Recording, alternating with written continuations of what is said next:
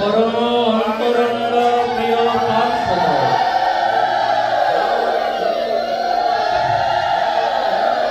আচার্য বর্জ আচার্য কুলশিরোমণি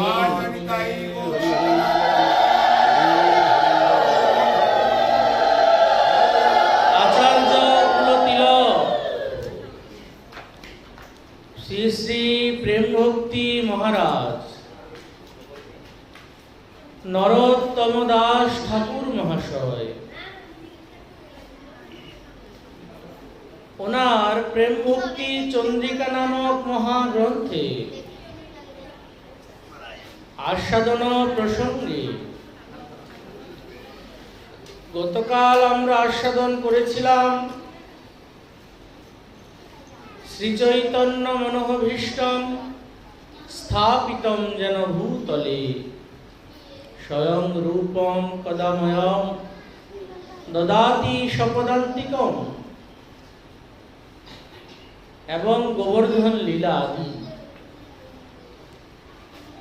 আজ তারই প্রেক্ষাপটে আমরা তৃতীয় ত্রিপদীতে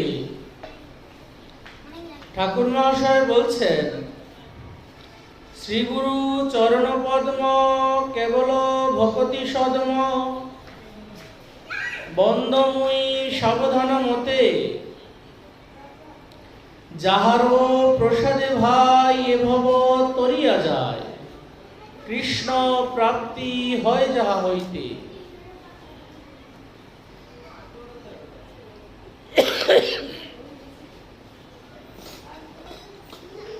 এই ত্রিপদীর ব্যাখ্যা মাধুরী আস্বাদন প্রসঙ্গে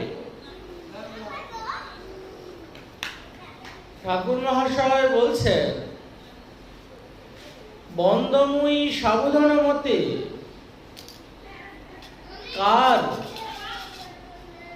কার বন্দনা করতে বলছেন? সাবধানতার সহিত বলছেন, যার চরণের কৃপায়, যার কৃপারূপী প্রসাদে এই জগৎ সংসার তরে যায়, যার কৃপা ব্যতীত, যার করুণা ব্যতীত এই ভব সংসার ক্ষয় হওয়ার নয়। বলছেন সেই শ্রী গুরুদেবের বন্দনার কথা বলছেন সাবধানতার সহিত। কেন? এইখানে কোথাও তো বলা হয়নি ভগবানকে সাবধানতার সহিত বন্দনা করুন, বা কোনো দেবাদিকে সাবধানতার সহিত বন্দনা করুন, কিন্তু গুরুদেবকে কেন সাবধানতার সহিত বন্দন করতে বলছেন? গুরুদেব তো আমাদের খুব ভালোবাসেন। তিনি যখনই আসেন আমাদের পাড়ায় বা আমাদের গ্রামে, আমার ঘরে আসেনি, আমার ঘরে এসে আমাকে বলেন, মা আমায় একটু এই প্রসাদ দাও, ওই প্রসাদ দাও। আমায় খুব ভালোবাসেন। আর সেই ভালোবাসার বলে আমিও, গুরুদেব এসেছেন, গুরুদেবকে করলাম কি, সাধারণ জ্ঞান করে ফেললাম। তিনি তো প্রত্যেক দিনই আসেন, তিনি তো প্রত্যেক দিনই আসেন। বলছেন এই যে সাধারণ বুদ্ধি, এটা মনুষ্য বুদ্ধির জাতক বটে। কেন? বলছেন গুরুদেবের প্রতি যদি কারো কিঞ্চিত মনুষ্য বুদ্ধি আসে, বলে না না আমার গুরুদেবের প্রতি আমার কোনোদিন মনুষ্য বুদ্ধি আসে না। বলছেন আপনি বললেই হবে, আসে। যতই বলি আমরা, আসে। একটা কথা আছে না, নিত্যদিনের অতিথির কোনো আদর নাই। যদি একজন ব্যক্তি নিত্যদিন আপনার গৃহে আসেন, তাহলে কি আপনি প্রত্যেক দিনের ন্যায় আদর করতে পারবেন? তাহলে গুরুদেব যদি প্রত্যেক দিন আসেন, প্রত্যেক দিনের মতো কি ওই একই আদর করতে পারবেন?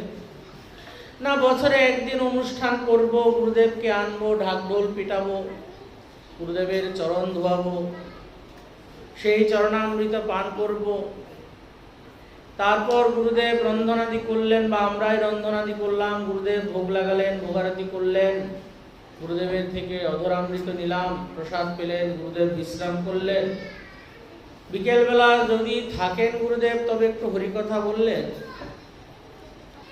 তারপরের দিন গুরুদেব চলে গেল, গুরুদেবকে বিদায় করলাম, যথাযোগ্য সম্মান করলাম।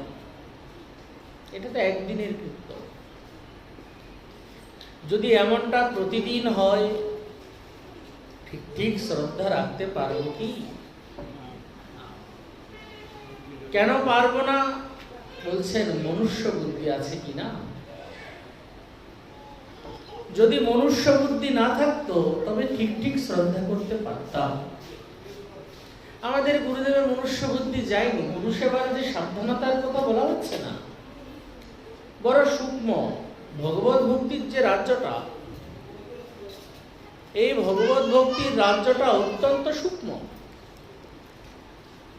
ভগবানকে আপনি ভালোবাসুন যে কোনো ভাবেই, তিনি আপনাকে ধরা দিতেও পারেন, নাও দিতে পারেন,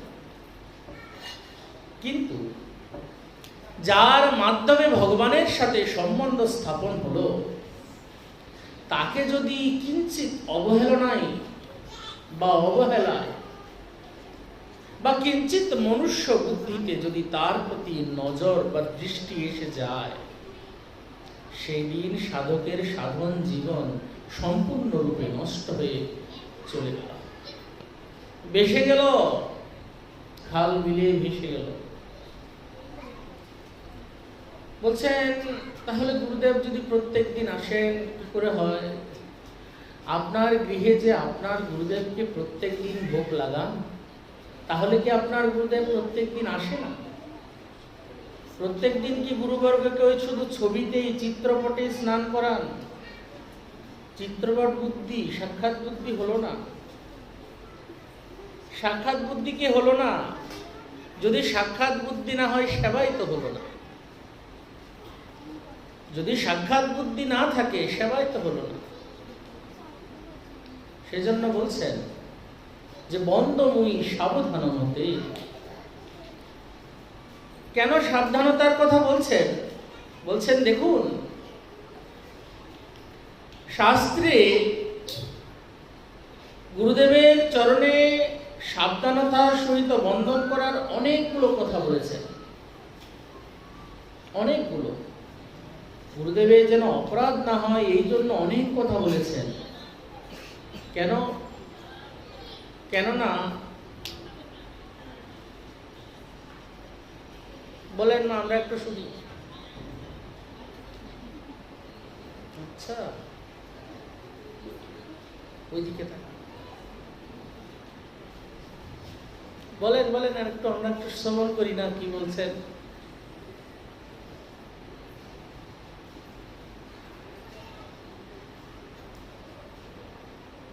মনটা না বিক্ষিপ্ত আমাদের। কেন জানেন মনটা বিক্ষিপ্ত?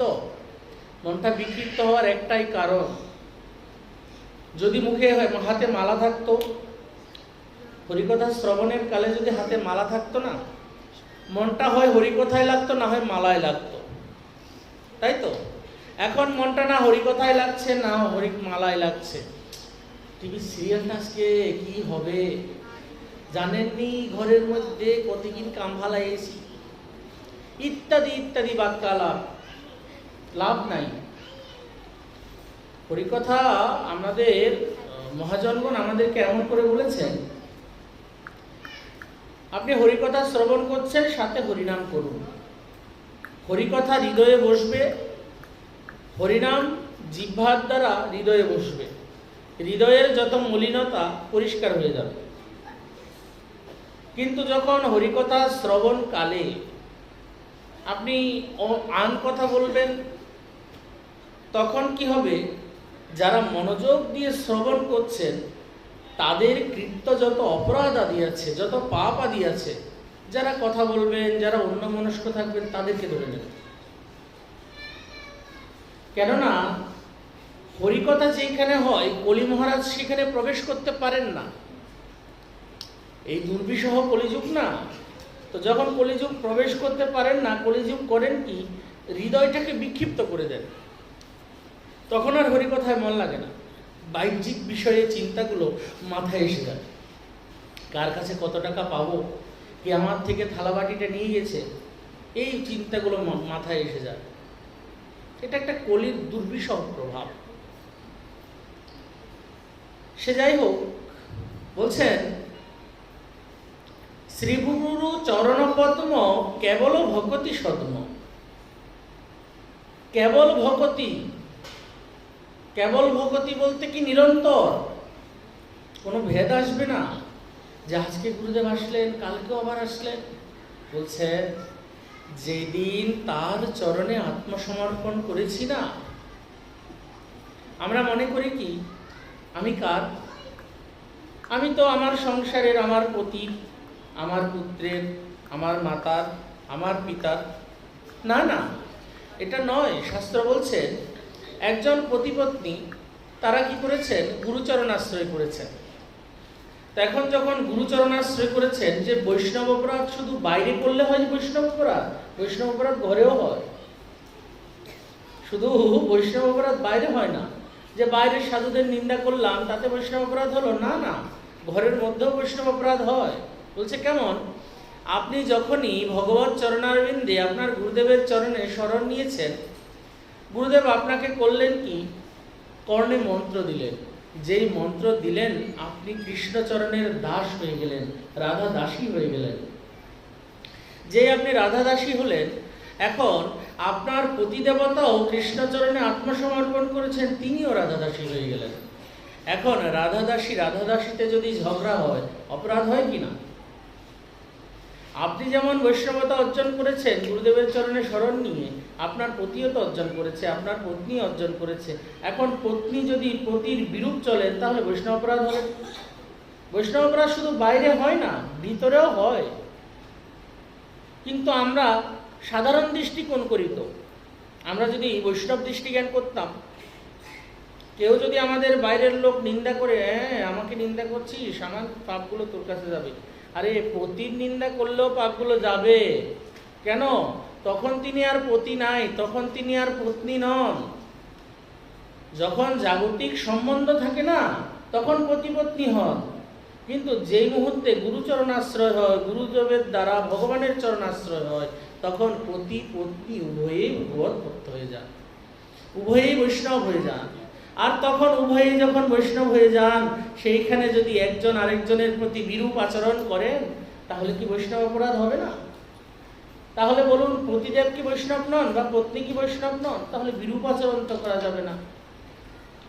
কেবল ভকতি সদ্ম, যাদের ভক্তিটা একমাত্র কেবল, কেবল বলতে কি নিরন্তর, যাদের ভক্তিটা নিরন্তর। কেমন নিরন্তর? তাদের জাগতিক কোনো বিষয় নিয়ে সময় নাই। একজন সাধকের জীবন সুশৃঙ্খল জীবন। যেমন কোনো পতিবিহীন রমণী, মাতা পিতারও আশ্রয় নাই, পতিরও আশ্রয় নাই, বা পুত্রেরও আশ্রয় নাই, সেই রমণী ব্যভিচারী করতে তো তার হৃদয়টা আটকাবে না। বলছে কেন? কেননা বলছেন চারিদিকের জগতের, শুধু রমণীর ক্ষেত্রে নয়, কোনো পুরুষও কেন নয়। ব্যাপারটা কেমন? আমরা যখন আশ্রয়বিহীন হয়ে পড়ি না, যেমন খালি মাঠে কেউ দাঁড়িয়ে আছে, হঠাৎ বৃষ্টি আসলো, তাহলে বলুন তো বৃষ্টির জল কি ওই ওনাকে ছেড়ে আর সব জায়গায় পড়বে? ওনার গায়েও পড়বে। ঠিক তদ্রূপ যতক্ষণ পর্যন্ত আমরা আশ্রয়বিহীন হই, ততক্ষণ পর্যন্ত কলির আক্রমণের শিকার হই। কিন্তু যেই দিন গুরুচরণাশ্রয় হয়, যেই দিন ভগবানের চরণাশ্রয় হয়, গুরুদেবের দ্বারা যখন ভগবানের চরণে সম্বন্ধ হয়, সেই দিন তো আমাদের জীবনটা সতীরমণের জীবন হয়ে যায়। আমাদের প্রাণ তাকে ছাড়া কিছু বোঝে না, আমাদের প্রাণ তার কথা ছাড়া কিছু শোনে না, আমাদের প্রাণ তার নাম গুণগান ছাড়া কিছু গায় না। একটা কথা বলুন না, আমাদের যে পদাবলী কীর্তন, কত কত পদাবলী কীর্তন রয়েছে, সে কিন্তু শ্রীমন মহাপ্রভুর আমল থেকে, তাই কি না? যখন শ্রীমন মহাপ্রভু নীলাচলে বাস করছেন, অদ্বৈত আচার্য প্রভু এই পদাবলী কীর্তন সৃষ্টি করেছেন, সেই থেকে এখনো অবধি এই পদাবলী আজ থেকে ধরুন 550-600 বছর প্রায়। তাহলে এই কীর্তনগুলো এখনো যারা গান, এই কীর্তনগুলো এখনো যারা কীর্তন করেন, বলেন হৃদয়টা দ্রবীভূত হয় কিনা? হৃদয়টা দ্রবীভূত হয় কিনা? বাজারের কয়েকটা হিন্দি গান বেরোলো, আবার সে মরেও গেল, হয় কিনা? বাজারের কয়েকটা হিন্দি গান নতুন নতুন আসে, বেশ ছেলেপিলেগণ খুব নাচ গান কীর্তন করলো, কয়েকদিন পর আরেকটা বেরোলো, তার তো সেটা নিচে পড়ে গেল, তো আরেকটা উপরে উঠলো।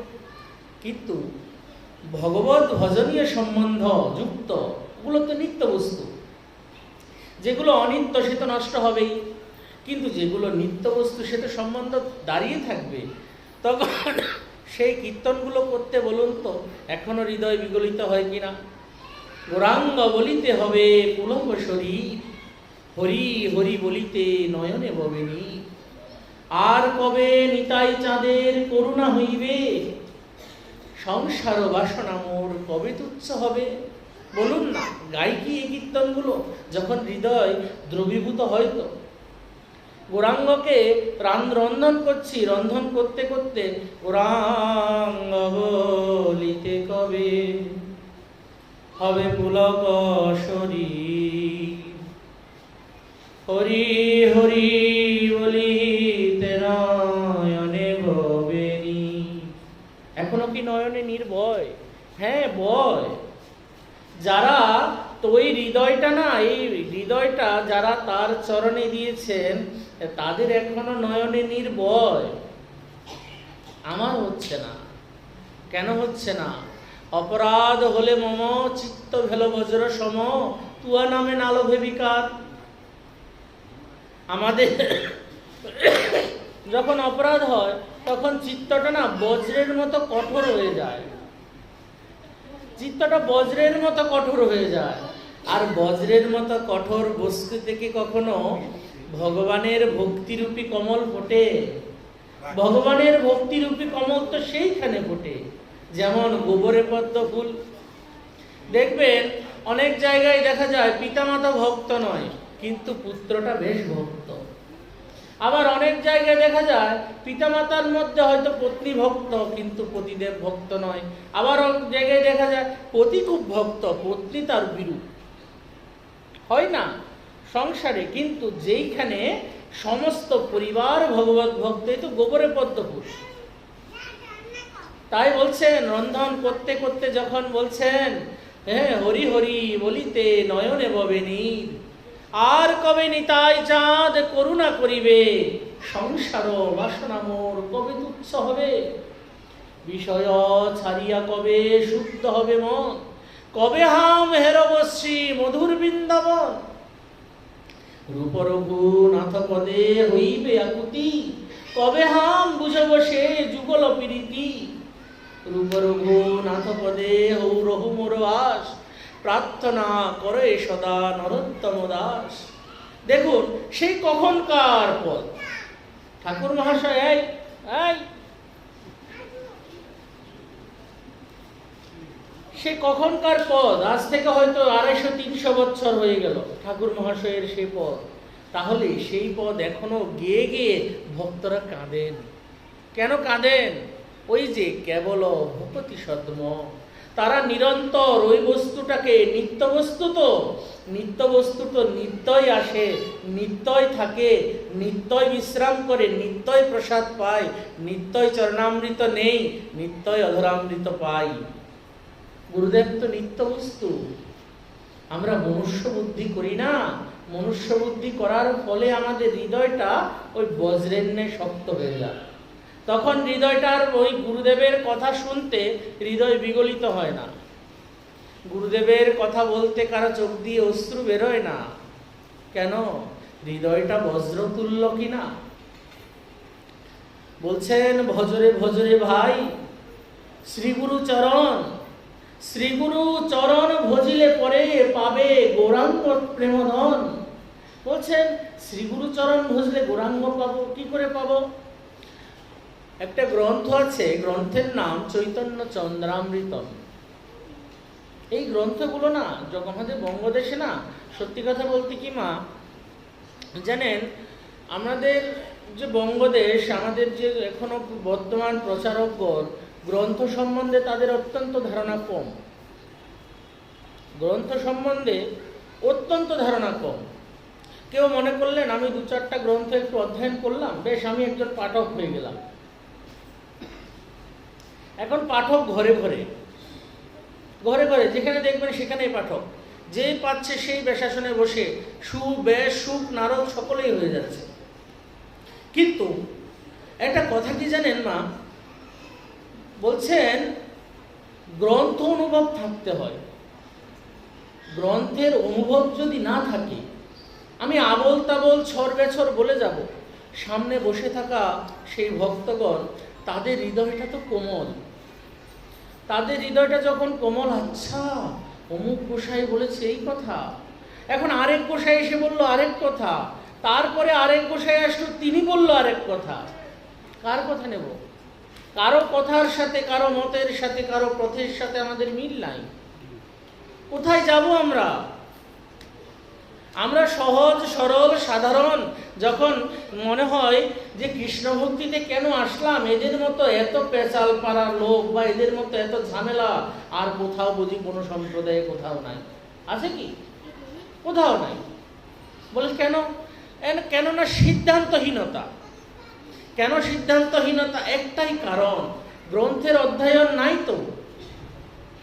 আমাদের ব্রজের যে গ্রন্থ পরম্পরা, যখন গ্রন্থকে অধ্যয়ন করতে যান তবে আগে তাকে কোনো মহতের নিকট গিয়ে শাস্ত্র অধ্যয়ন করতে হয়। একজন ব্যক্তি যখন ভাগবতের প্রবক্তা হবেন, ভাগবতের আসরে বসে তিনি ব্যাসাসনে বসবেন, তো তাকে তো আগে যোগ্যতাটা অর্জন করতে হবে, তার গ্রন্থ অনুভব থাকতে হবে, না হলে সামনে বসা ব্যক্তির হৃদয়ের সেই কথাটা তিনি কি করে ধরবেন? নানান মুনি নানান মত হচ্ছে, আর নানান মুনি নানান মত হওয়াতে আমাদের হৃদয়টা হচ্ছে কি জানেন, বিভ্রান্ত হয়ে পড়ছে। আমরা কি করবো, ইতস্তত ছোটাছুটি করছি, না কোনো সিদ্ধান্ত নিতে পারছি, না স্থির হতে পারছি, এর কথা শুনবো কি তার কথা শুনবো। সেইখানে ঠাকুর মহাশয় বলছেন যে কি দেখুন, আপনি এর তার আমার ওই দিক কারো কাছে যেতে হবে না, তো কার কাছে যাবেন? বলছেন গৌড়ীয় বৈষ্ণব সম্প্রদায় বড় মজবুত সম্প্রদায়। এই সম্প্রদায়ে যত গ্রন্থ রয়েছে, কোনো সম্প্রদায়ে এত গ্রন্থ নাই। আমাদের যে গৌড়ী বৈষ্ণব জগৎ, এই জগতে যত গ্রন্থ রয়েছে, কোনো সম্প্রদায়ে এত গ্রন্থ নাই। আচ্ছা, কাদের গ্রন্থ অধ্যয়ন করব? এখন তো নানান জন আসছেন, যেমন আমি একটা মনে করলাম গীতাটাকে আমি একটু এরকম করে লিখি, আরেকজন মনে করলেন গীতাটাকে আমি এরকম করে লিখি। এখন কারোর সাথে কারো মিল হচ্ছে না, কার গ্রন্থ অধ্যয়ন করব? বলছেন মহাজনের যেই পথ তাতে হব অনুরত। কোনজন মহাজন? কারা মহাজন? বলছেন রূপ সনাতন আদি গোস্বামীগণ মহাজন। আমাদের যে রূপ সনাতন আদি গোস্বামীগণ না, তারা যা গ্রন্থ লিপিবদ্ধ করেছেন, কি কি গ্রন্থ? একটা কথার কথা ধারণা আমাদের, যেমন আমাদের রূপ সনাতন আদি গোস্বামীগণ যে গ্রন্থগুলো রচনা করেছেন, যেমন রাধারাধর সুধানিধি আছেন, উৎকলিকা বল্লরী, হ্যাঁ, তারপর মঞ্জুরিবাব সাধন পদ্ধতি, এই যে ঠাকুর মহাশয়ের প্রেম ভক্তি চন্দ্রিকা, নরোত্তম বিলাস, প্রেম বিলাস, স্বপ্ন বিলাস, তারপর রঘুনাথ দাস গোস্বামীপাদের সেই গ্রন্থ ললিতা মাধব, তারপর হচ্ছে কি আপনার আরো কত কত গ্রন্থ, কৃষ্ণকর্ণামৃতম, হরিভক্তি বিলাস আদি কত গ্রন্থ। এত গ্রন্থ রয়েছে যাহা কণ্ঠস্থ করাও খুব মুশকিল হয়ে পড়ে। তাহলে আমরা কোথায় যাব? এত গ্রন্থ কি পড়ব, কি অধ্যয়ন করব? বলছেন ভক্তির যদি শুরুয়াত কেউ করেন, আমরা তো যেটা চিপকাই দিল আমাদের, আমরা হচ্ছে একটা দেওয়াল, যে এসে বলল, মাতাজি এটা পড়েন, প্রভু এটা পড়েন। আমরা পড়তে ছড়বেছর আরম্ভ করে দিয়েছি। আচ্ছা, ওই গ্রন্থে এই বলেছে, সেই গ্রন্থ ওই বলেছে। অনেক সময় দেখা যায় কি, অনেকগুলো পত্রিকা, যেমন চৈতন্য সন্দেশ আদি অনেকগুলো পত্রিকা রয়েছে। এই পত্রিকাগুলোতে খবর আসে বিদেশে ওই হয়েছে, বিদেশে সেই হয়েছে, ওই দেশে ওই হয়েছে। বাবা, আমার কি এসে গেল? আমার কি এসে গেল তাতে? বিদেশে কি হলো, আমার তাতে কি এসে গেল? আরে আমার ভিতরে কি হলো, আমার এই হৃদয় দেশে কি হলো, সেটার খবর কি কেউ নিয়েছে? তাও বলছেন, তাহলে কি করব? এই ভ্রান্তি থেকে বের হওয়ার জন্য কি করব? কিছু তো করা উচিত। কি করব? বলছেন গ্রন্থ অধ্যয়ন করব। আচ্ছা, কোন গ্রন্থ তাহলে অধ্যয়ন করি? বলছেন, আপনি যদি ভক্তির প্রথম ক্লাসে ভর্তি হন, তাহলে অ আ ক খ আপনাকে অবশ্যই শিখতে হবে। আমাদের শরীয় সরেয়া এটা তো কিন্তু কি মায়েরা শিখিয়ে দেন, বাল্য শিক্ষা যাকে বলে।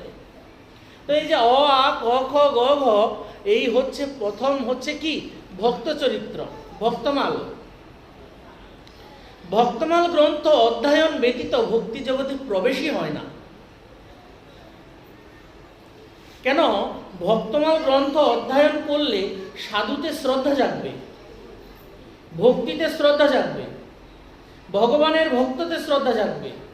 আচ্ছা, একটা একদম নোংরায় ঘেরা পুকুর, আরেকটা কমল ফুলে ঘেরা পুকুর, তো এই দুটো পুকুরের মধ্যে আপনার কোন পুকুরটাকে বেশি ভালো লাগবে?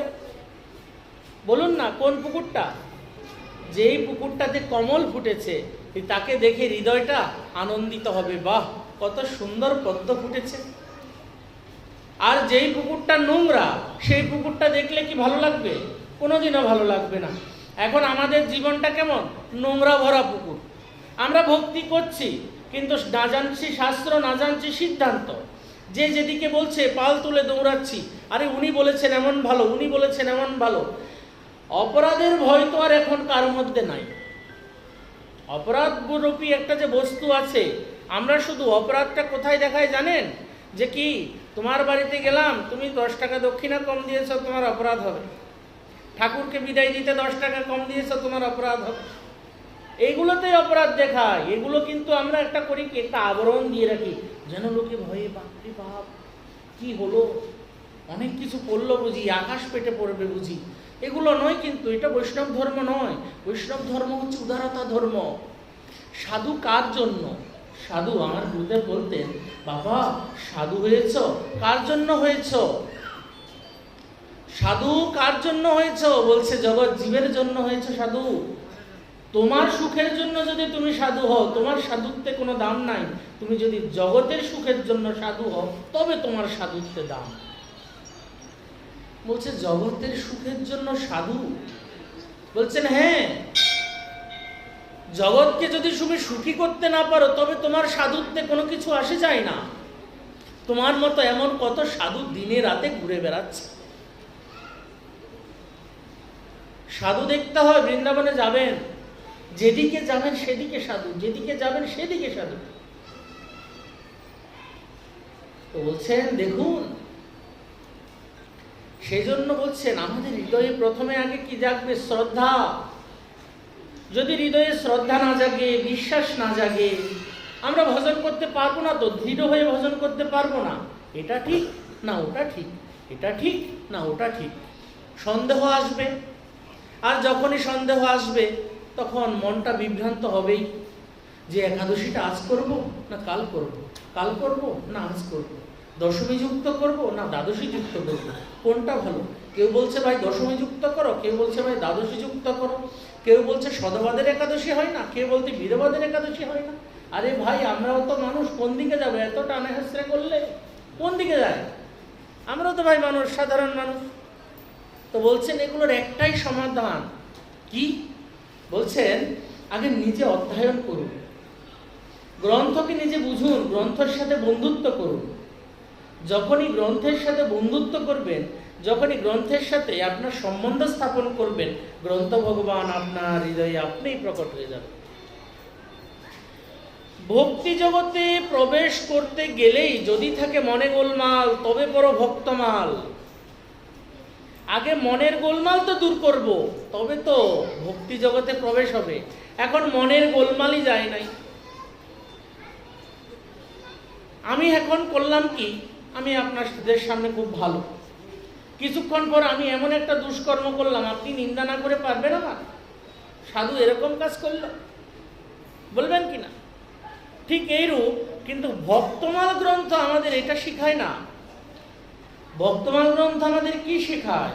যে দেখো, সাধুদের কিছু কিছু রয়েছে স্বরূপ লক্ষণ, কিছু কিছু রয়েছে বাহ্যিক লক্ষণ, কিছু কিছু রয়েছে অন্তর লক্ষণ। যিনি তিলক করেছেন তাকে সাধু বলবো, আর যিনি তিলক মালা ছাড়া ভগবানের ভজন করছেন তাকে সাধু বলবো না, এটা তো হয় না। এটা ভক্তমাল গ্রন্থ শেখায় না। ভক্তমাল গ্রন্থে এমনও প্রমাণ আছে, পতিপত্নী একদিন এক রাজা, তার পত্নী খুব ভক্ত, তিনি প্রত্যেক দিন তিলক করেন, হরিনাম করেন, তারপর ভগবানের ভজন করেন, সব কিছুতে তিনি পারদর্শী। পতিদেব অত কিছু করেন না, সকালবেলা ওঠেন, রাজকার্যে চলে যান, আবার ঘরে এসে খেয়ে দিয়ে বিশ্রাম করেন। পত্নী চিন্তা করছেন, আমার পতিটাকে আমি আর ভক্ত বানাতে পারলাম না, মায়েদের দুঃখ। আচ্ছা, একদিন হলো কি, রাত্রিবেলা ওই রাজা বিশ্রাম করছেন। তিনি যখন বিশ্রাম করছেন, তখন রাত্রিবেলা বিশ্রাম করতে হঠাৎ করে না, মধ্যরাত্রিতে ওনার মুখ দিয়ে ভগবত নাম উচ্চারণ হয়ে গেল। ওনার মুখ দিয়ে ভগবান নাম যখনই উচ্চারণ হলো, পত্নী খুব খুশি হলেন। বাহ, আমার পতি আমি মনে করেছি ভক্ত না, এই তো বড় ভক্ত।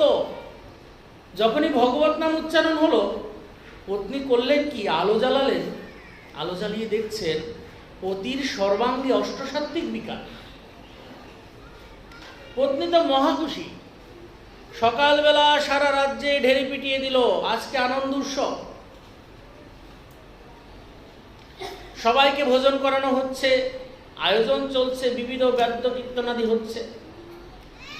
তো পত্নী বলছেন, মহারাজ সকালবেলা যখন বিশ্রাম থেকে উঠলেন, তখন পত্নী বলছেন, ওগো তুমি তাড়াতাড়ি তৈরি হও। বলছে, কেন আজকে তুমি এত এই যে উৎসবাদি করছো, এগুলো কিসের?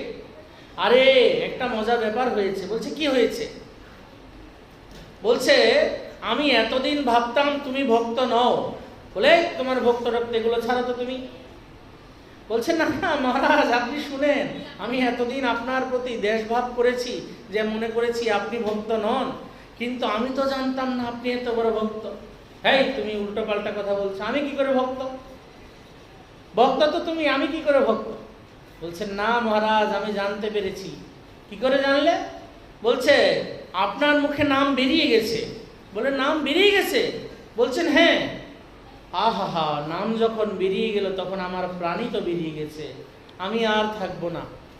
মহারাজ সাথে সাথেই ওই শরীর পরিত্যাগ করে দিলেন। ভাবা যায়? এগুলো সাধুর অন্তর লক্ষণ। যে সবার কার্যগুলোতে দেখে দুষ্কৃতকারী বলে মনে হবে এমন নয়, কিন্তু ভক্তরা এমন আছে চুরি করে ভক্ত হয়েছেন, চুরি করে মন্দির বানিয়েছেন মামা ভাগ্নে। ভক্তমালের ঘটনা, ভক্তমালে বলছেন, মামা ভাগ্নে করেছেন কি, একদিন রাস্তায় হাঁটতে বেরিয়েছেন। তো রাস্তায় যখন হাঁটতে বেরোলেন, দেখছেন কি, এক রাজার বহু সম্পত্তি। ওই সবাই রাজ্যের মধ্যে সবাই প্রজারা কর দেয় না, তো কর দিচ্ছে, গাড়িতে গাড়িতে করে সোনার মোহর, রূপোর হীরের জহরত সব ঢুকছে রাজার কোষাগারে। মামা ভাগ্নে চিন্তা করছেন, দেখ ভাই, এটা দক্ষিণ ভারতের ঘটনা, যে দেখ ভাই, আমরা মামা ভাগ্নে চিন্তা করছি যে কিছু অর্থ কি করে মন্দিরের জন্য জোগাড় করি, আর রাজার কোষাগারে কত অর্থ পড়ে আছে। ভাগ্নে, একটা কাজ করি, চল না।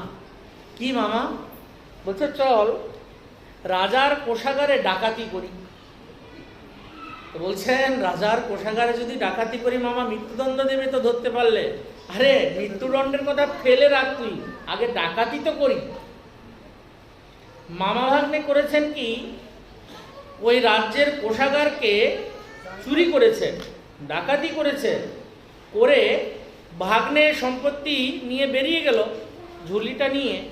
এবার মামা যখন দেওয়ালের ফাঁক দিয়ে বেরোচ্ছেন, ওই প্রহরীরা কি করেছে, মামাকে পেছন থেকে ধরে ফেলেছে। এখন মাথাটা রয়েছে দেওয়ালের বাইরে আর শরীরটা রয়েছে দেওয়ালের ভিতরে। তো ভাগ্নেকে বলছেন, ভাগ্নে একটা কাজ কর। বলছে কি? বলছে আমার মাথাটা কেটে ফেল। বলছে মামা মাথাটা কেটে ফেললে আমার তো তোমাকে হত্যার অপরাধ হবে।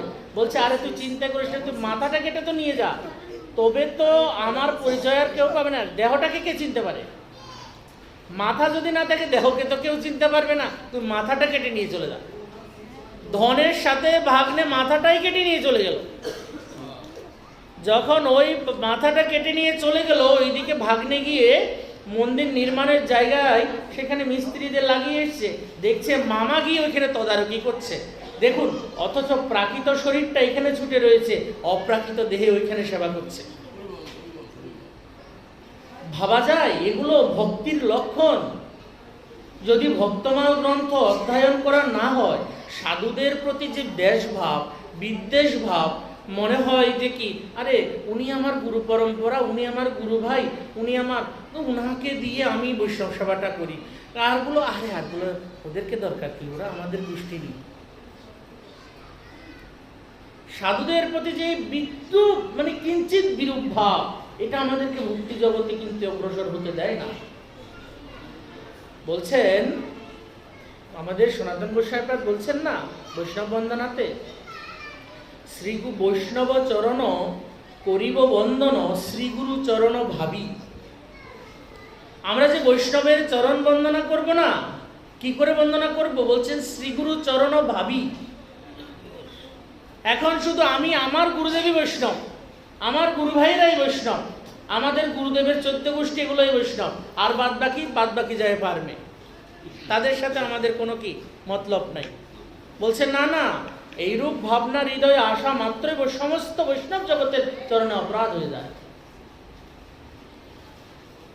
বৈষ্ণবকে গুরুরূপে বন্দনা করতে বলেছেন। সেই জন্য ভক্তি জগতের প্রারম্ভিক গ্রন্থটাই হচ্ছে কি? ভক্তমাল গ্রন্থ। যদি ভক্তমাল গ্রন্থ অধ্যয়ন করা না হয়, জানি না, ভক্তমাল গ্রন্থ যখন যেমন পরীক্ষায় প্রশ্নপত্র দেয় না, তো প্রশ্নপত্রে যা লিখিয়া থাকে, আমরা কিন্তু বই অধ্যয়ন করি, ঘরে বসে বই পড়ি না, সমস্ত বইটাই পড়ি এক থেকে একদম লাস্ট পর্যন্ত। আর পরীক্ষায় আসে ওই বই বুকসের সমস্ত প্রশ্নগুলো, তখন যদি মনে পড়ে হ্যাঁ এই তো এটা আমি পড়েছি, এটা আমি উত্তরটা জানি, তখন ওটা লিখে দিই, তাই তো? ঠিক তদ্রূপ কখন কোথায় কোন বৈষ্ণবের চরণে আমি দেশ করেছি, কখন কোথায় কোন বৈষ্ণবের চরণে বিদ্বেষ করেছি, কোন রূপে বিদ্বেষ করেছি, কিভাবে বিদ্বেষ করেছি, এটা আমি এখন জানি না। কিন্তু যখনই আমি ভক্তমাল গ্রন্থ অধ্যয়ন করব, আমার মনে এসে যাবে হাই রে, আমি তো অমুক দিন অমুক সাধুকে এমন বলেছিলাম, অমুক সাধুকে এমন করেছিলাম, তার চরণে আমার এই অপরাধটা হয়েছে। তখন হৃদয়টা অপরাধ বোধ জাগবে, হায় হায় ওই সাধুকে কি করে পাই, তার চরণে তো আমার অপরাধ হয়েছে, এতদিন তো বুঝতাম না। আমরা মনে করেছি সে নিন্দনীয় কর্ম করেছে তাই নিন্দা করেছি, কিন্তু আমরা কি বুঝতে পেরেছি সে যে নিন্দনীয় কর্মটা করেছে, সে নিন্দনীয় কর্মটা দিয়ে সে কি করেছে? সাধুদের হৃদয়টা না উদার। একজন মায়ের কাছে প্রত্যেকদিন এক বাবা ভিক্ষা করতে যেতেন, প্রত্যেক দিন একদম। আমরা জানেন বঙ্গদেশে এটা প্রায় করে হয়, একজন কোনো সাধু বা কোনো মহাত্মা যদি আপনার দ্বারে প্রত্যেক দিন ভিক্ষার জন্য আসে, আপনি প্রথম দিন শ্রদ্ধা ভরে হয়তো বেশি করে দিলেন, দ্বিতীয় দিন ওটা ছোট বাটি হবে, তৃতীয় দিন এক মুঠ, তারপরের দিন বলবেন আজকে আমাদের নাই, বা ঘরে কেউ নাই, বা অসৌচ ইত্যাদি ইত্যাদি। কিন্তু জানেন আমাদের ব্রজে কি হয়? আমাদের ব্রজবাসী মায়েরা এত উদার, ব্রজবাসী মায়েরা এত উদার, যদি তাদেরকে মা বলা হয়, গোপালের মা তো, তারা সকলেই তো গোপালের মা, হ্যাঁ, তাদের হৃদয়টা এত উদার। জানেন মা, আমরা গোপাল সেবার সবাই করি, পাই বেশি কম, কিন্তু আমাদের হৃদয়টা গোপাল সেবার যোগ্যতা অর্জন করে নাই, কেন আমাদের হৃদয়টা উদার নয়। আমাদের ব্রজবাসী মায়েদেরকে জানেন, রাত্রিবেলা যখন বাবারা ভিক্ষা করতে যায়, মাইয়া রাধেশ্যাম, যেই বাবা ভিক্ষা করতে দ্বারে দাঁড়ালেন, বাবা রুক যা, আরাও, রুটি সবজি নিয়ে আসলেন, লে বাবা। আপনার ঘরে কেউ রাত্রি ভিক্ষা করতে গেলে বলবেন রাত্রিবেলা ভিক্ষা দিতে নাই, তাই তো, রাত্রিবেলা ভিক্ষা দিতে নাই। কিন্তু ব্রজবাসী মায়েরা রুটি সবজি বানিয়ে সাধুদেরকে দিচ্ছেন। কেন দিচ্ছেন? আপনার ঘরে কোটিপতি হইতে পারেন আপনি, তারা দরিদ্র হইতে পারে, কিন্তু তাদের হৃদয়ে ভগবান বসেন, তাদের ঘরে ভগবান বসেন। আপনার কোটিপতি সম্পত্তি দিয়ে তাদের সাথে মেলাতে পারবেন না। কেন? তাদের যে ঘরে ভগবান নিত্য খেলা করেন, আপনার ঘরে উকি মেরেও দেখেন না। তাহলে আপনি যে এত ভাগ্যবান, আপনার ঘরে এত সম্পত্তি, বলছেন না না। ব্যাপারটা হচ্ছে কি, আমাদের যতই টাকা থাকুক ব্যাংকে গিয়ে জমা করি। কেন? যখন প্রয়োজন হবে তুলে নেব, তাই তো। ঘরে তো আর টাকা রাখলে চুরি হবে। ঠিক তদ্রূপ ভগবান করেছেন কি, যদি আমার ধনগুলো আমার কাছে রেখে দিই, আমি হয়তো কোনো জায়গায় খেলায় মগ্ন হয়ে গেলাম, তখন আমার কোনো ভক্তের প্রয়োজন হয়েছে, আমি দিতে পারবো না। তাই ভগবান করেন কি, যারা অত্যন্ত ধনী দেখবেন তারা অত্যন্ত কৃপণ হয়, তাদেরকে দিয়ে রেখে দিয়েছেন। কেন? তারা না নিজের জন্য খরচ করতে পারবে, না কাউকে দিতে পারবে। ভগবান যখন চাইবেন তার থেকে নিয়ে যার প্রয়োজন তাকে দিয়ে দেবেন। এটাই সম্পত্তির হিসাব। নিজেরা কিন্তু কেউ ভোগ করতে পারে না। দেখবেন বড় বড় লোকেরা খায় পাতলা রুটি, আর বৃন্দাবনে গিয়ে দেখবেন সাধুরা রাবড়ি রসমালাই পরে রয়েছে, তাদের তো কিছু নাই, তারা তো মহারাজ। অথচ রাজার যে একটা রাজ্য থাকে, কোনো সম্পত্তি থাকে, তাদের তাও কিছু নাই। এক এক বৃক্ষের তলায় এক এক রাত্রিবাস, আবার তাদের নাম দিয়েছে মহারাজ। আপনাকে আমাকে কেউ মহারাজ বলবে, কিন্তু তাদেরকে মহারাজ বলে। কেন? বলছেন তারা 1 ঘন্টার ভিখারি, কিন্তু 23 ঘন্টার মহারাজ। 23 ঘন্টা তারা নিজের মনের মতো চলে, কারো অধীনস্থ নয়। কিন্তু আমরা যারা সংসারী রয়েছি, আমরা করি কি, আমরা 24 ঘন্টায় 24 ঘন্টা কি দাসত্ব করছি, কিন্তু রাজা হইতে পারলাম না। তারা 24 ঘন্টার মধ্যে 1 ঘন্টা শুধু আপনার দ্বারে এসে বলছেন, মাইয়া রাধেশ্যাম দে, আপনি একটা রুটি দিলেন না, কোনো অসুবিধা নাই তাতে। আপনি দিলেন না, কারো ঘরে গেল, তিনি দিল, বেশ প্রসাদ পেল, বিশ্রাম করলো, 24 ঘন্টা তিনি সুখে আছেন। আপনি পারবেন? আমি পারবো না। আপনি আমার দ্বারা হবে না সুখে। কেন? 10টা টেনশন মাথায় এসে যাবে। বাপরে বাপ, ছেলেটা স্কুলে গেছে, কালকে ঘর ভাড়া, পরশুদিন মাস্টারের বেতন, তারপরের দিন গ্যাস বিল, তারপরের দিন বিদ্যুৎ বিল। সাধুদের কোনো কিছু নাই। সাধুরা যেখানে যাচ্ছে পরে রয়েছে এই দিন রাত 24 ঘন্টা, তাদের সুখ আর সুখ। কেন? বলছেন তারা তো বলছেন সুখীর সাথে সম্বন্ধ করেছে কিনা। যারা রাজার সাথে সম্বন্ধ করেন তারা তো রাজসুখ পান, কিন্তু যারা রাজার সাথে সম্বন্ধ করেন না, তারা কি করে রাজসুখ পাবেন? তো যিনি ব্রজরাজের সহিত সম্বন্ধ করেছেন, তিনি তো রাজসুখেই থাকবেন।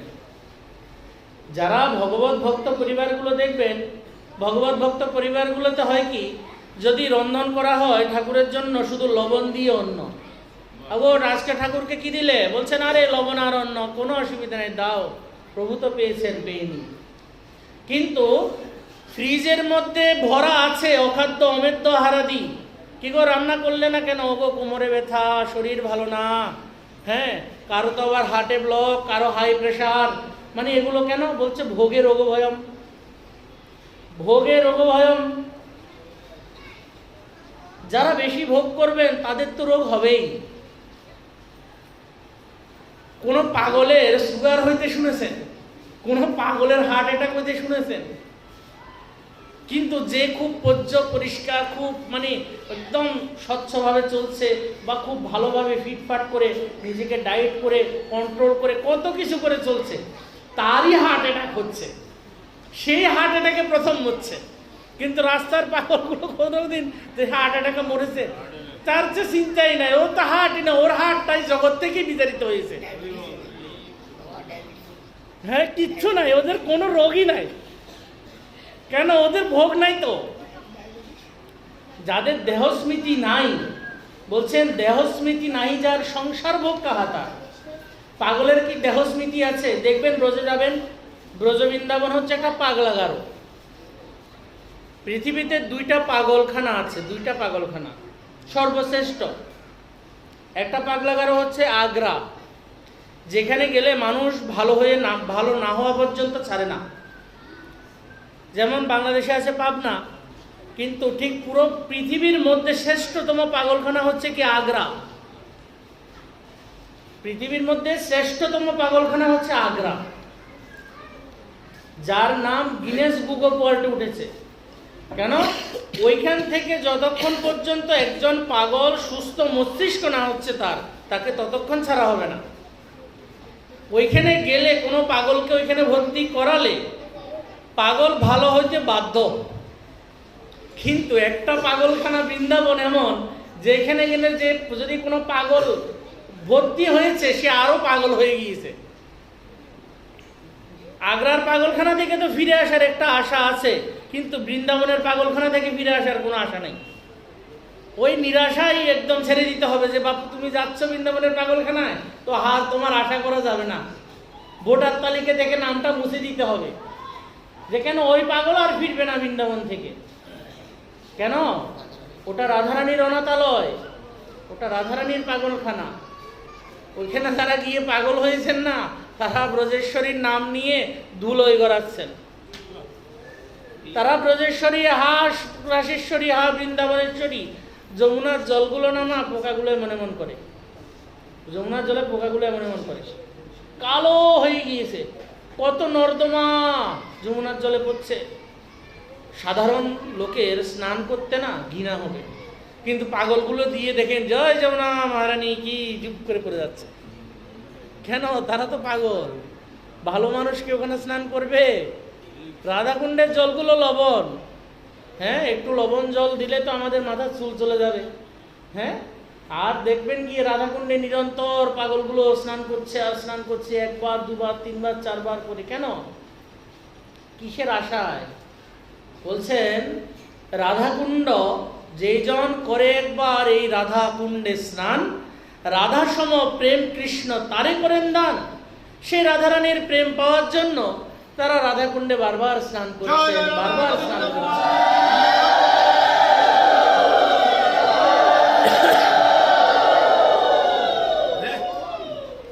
জগতে যারা আত্মহত্যা করে বিনা কারণে, ওই কদিনের মাতা পিতার সম্পর্ক হলো, মাতা পিতার সাথে মাতা জন্ম দিয়েছেন, পিতা লালন পালন করেছেন, আর দু একদিন হলো মেয়েটার সাথে কথা হয়েছে, মেয়েটা বলল তুমি আমাকে আইফোন দিতে না পারলে তোমার সাথে সম্পর্ক নাই, বেশ ছেলেটা ফাঁসি গিয়ে মরে গেল।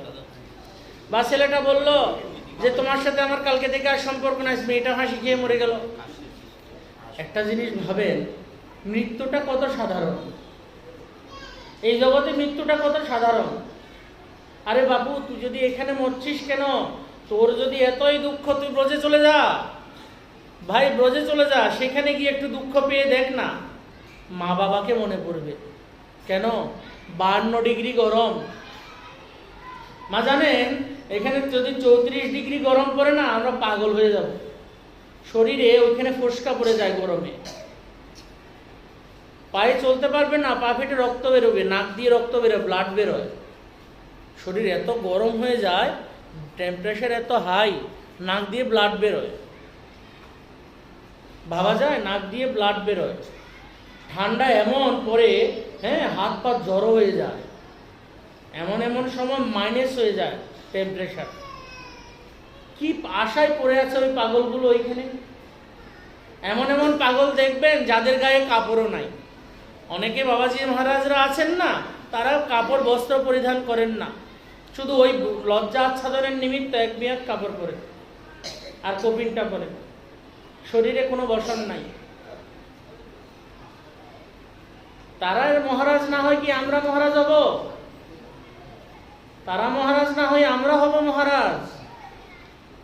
সেই জন্য বলছেন কেবল ভক্তি সদ্ম, তারা নিরন্তর ভক্তির সাথে যুক্ত আছেন। আমি নাই, আমি নাই। আমার যদি জ্বর হয় আমি বিছনা থেকে উঠবো না, উঠবো কি মা? কিন্তু তাদের দেখেন গিয়ে আমাদের গোবিন্দকুণ্ডে আছেন বনবিহারী দাস বাবাজি মহারাজ, ওনার ডায়রিয়া হয়েছে, বিছনা থেকে উঠতে পারছেন না, ডাক্তার ডান হাতে একটা বাম হাতে একটা স্যালাইন দিয়েছেন।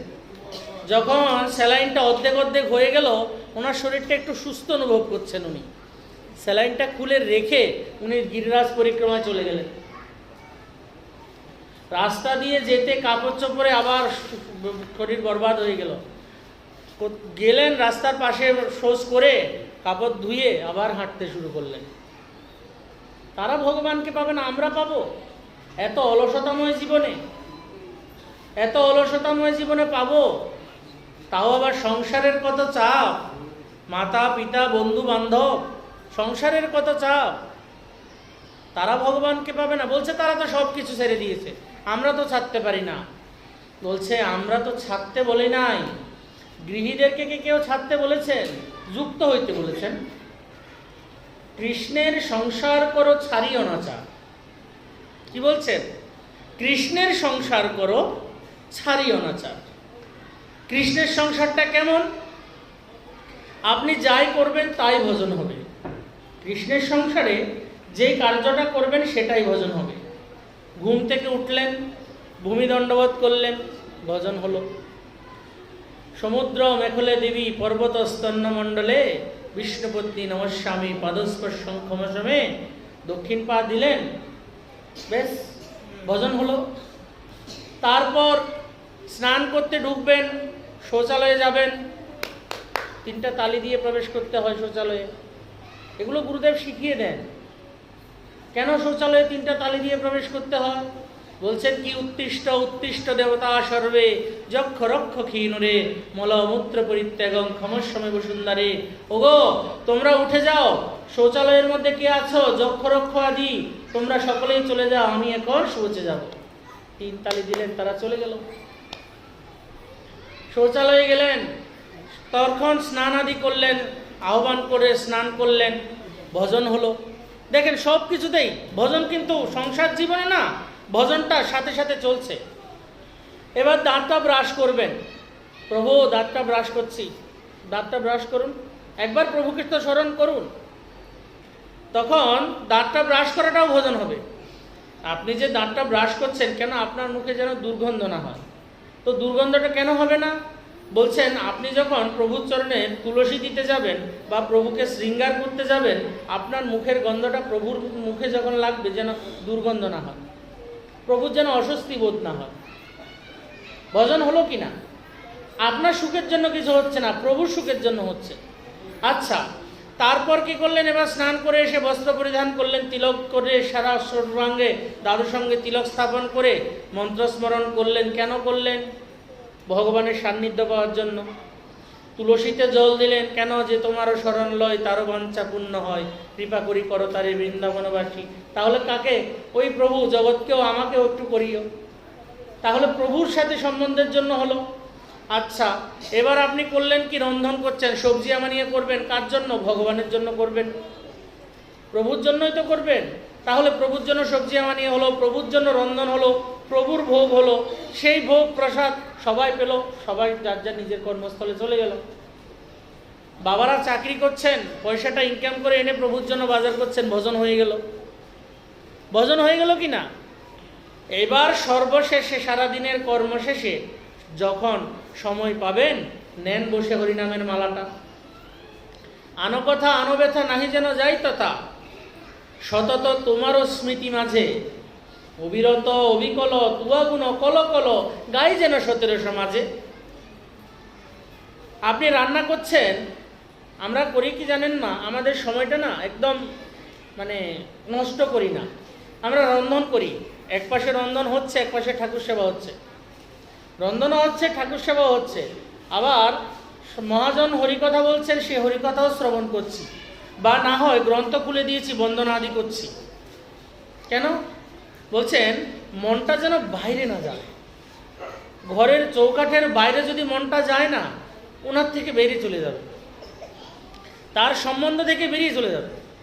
না না, নিরন্তর কেবল ভকতি সত্য, কেবল নিরন্তর তার সাথে যুক্ত হয়ে থাকা। শ্রীগুরু চরণপদ্ম, গুরুদেবের চরণে যুক্ত হয়ে থাকা, কেবল নিরন্তর। বলছেন নিজে বাঁচলে বাপের নাম। আপনি যখন ভজন করবেন নামটা হবে কার? আপনার গুরুদেবের। বাবা, গুরুদেব যদি শক্তিশালী না হতেন শিষ্য কি করে শক্তিশালী হবে?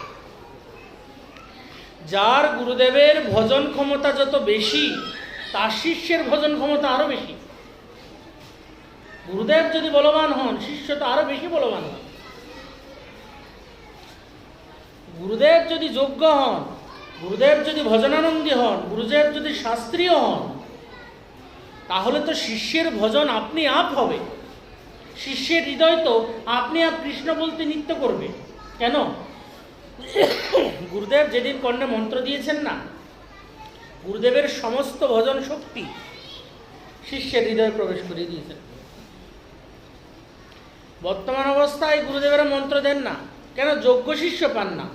শিষ্য অ্যাভেলেবেল করছেন, যাকে পাচ্ছেন দীক্ষার দোকান খুলে নিয়েছেন। দীক্ষার দোকান খুলে নিয়েছেন, আসো বসলো, কানে ফুস করে দিলাম, চলে গেল।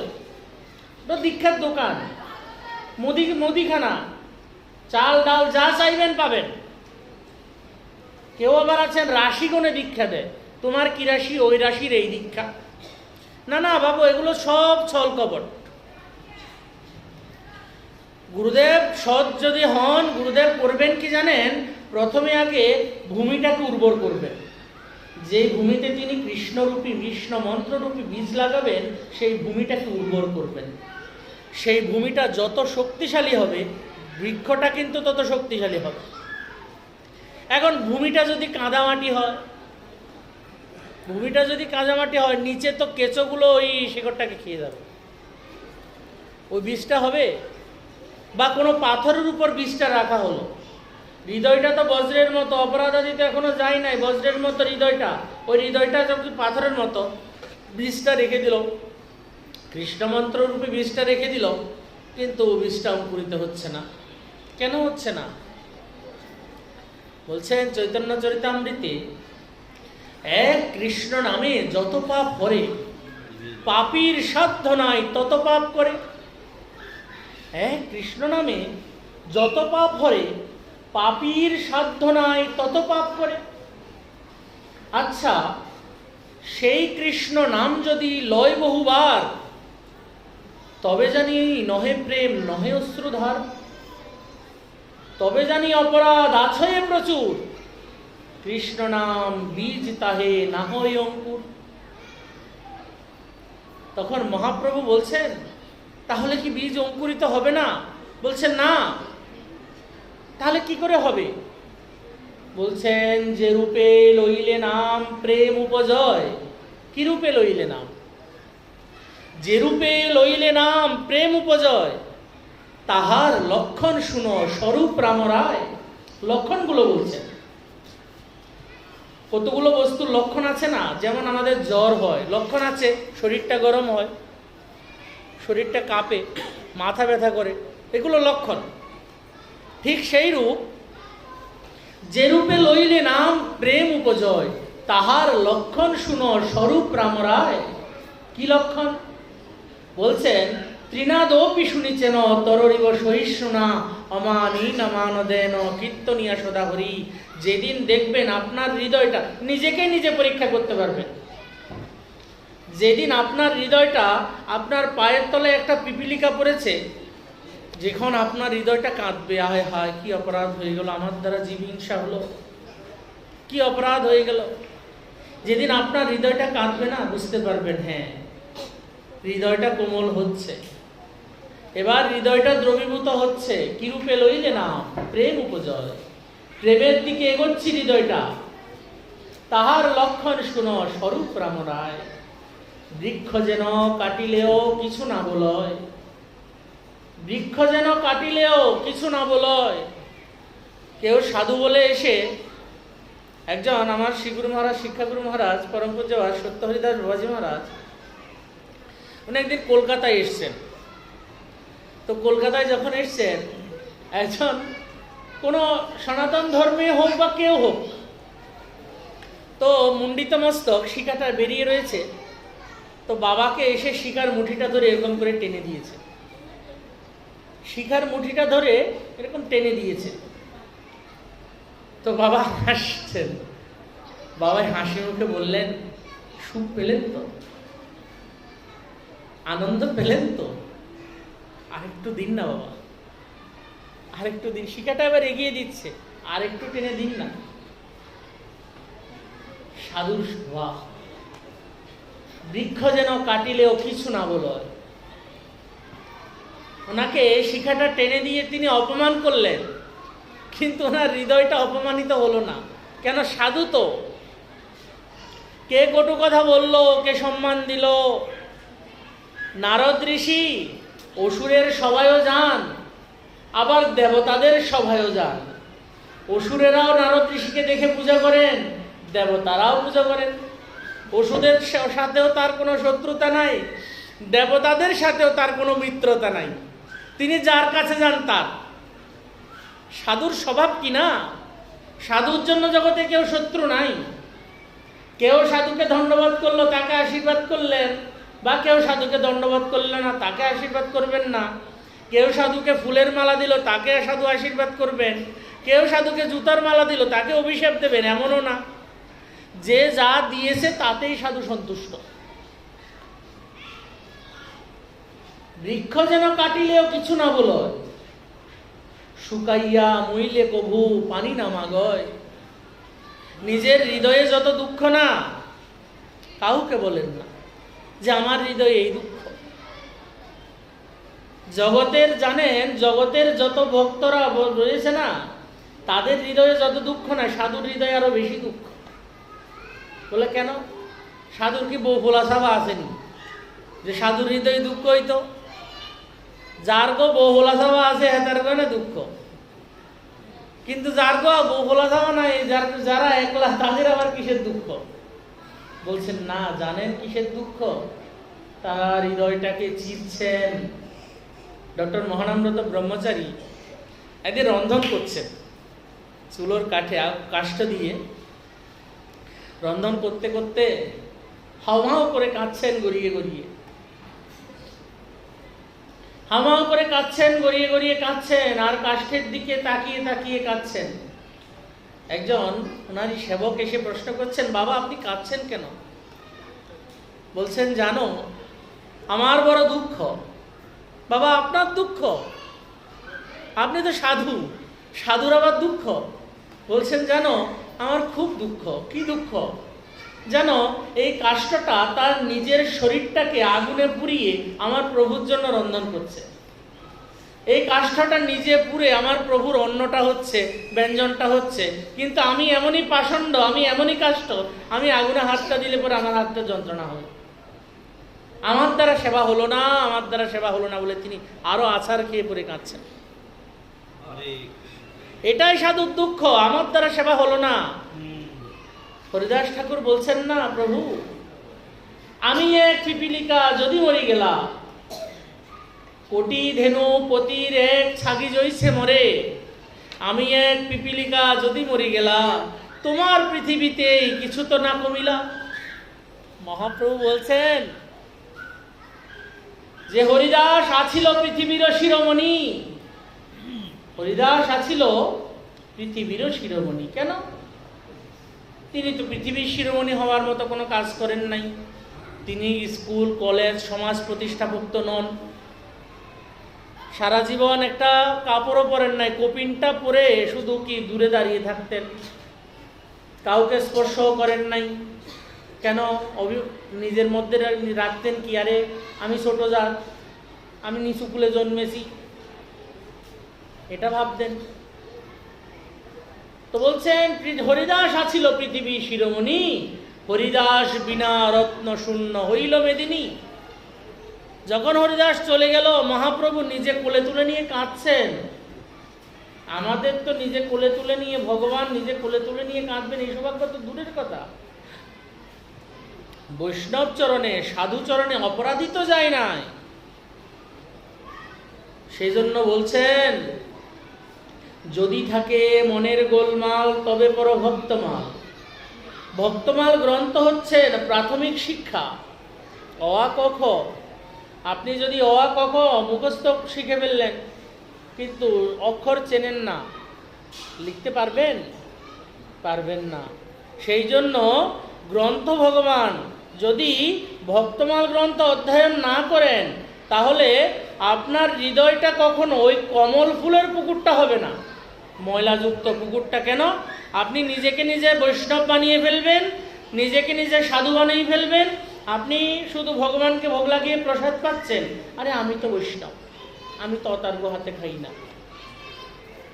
এসে যাবে, তখনই বিভেদ এসে যাবে।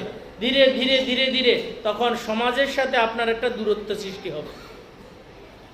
আমি তাদের হাতে খাই না, এটার একটা রিজন তো আছে।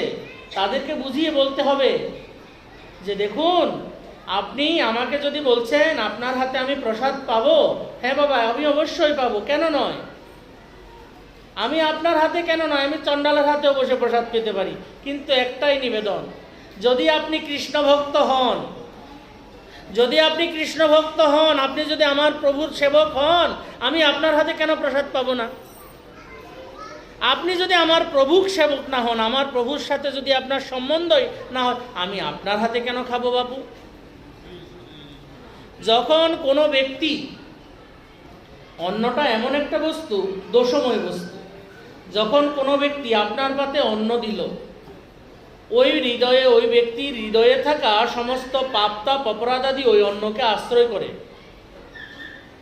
সেজন্য যত্রতত্র খেতে নাই।